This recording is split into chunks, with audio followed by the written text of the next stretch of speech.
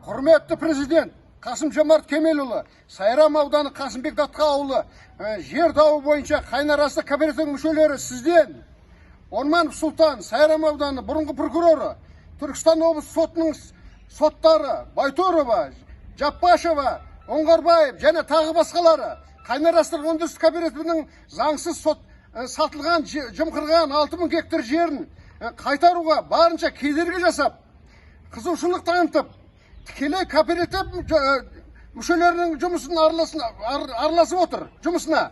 Жоғарыда аталған соттарға қатаң шара көруді, жауапкершілікке тартуды сұранамыз.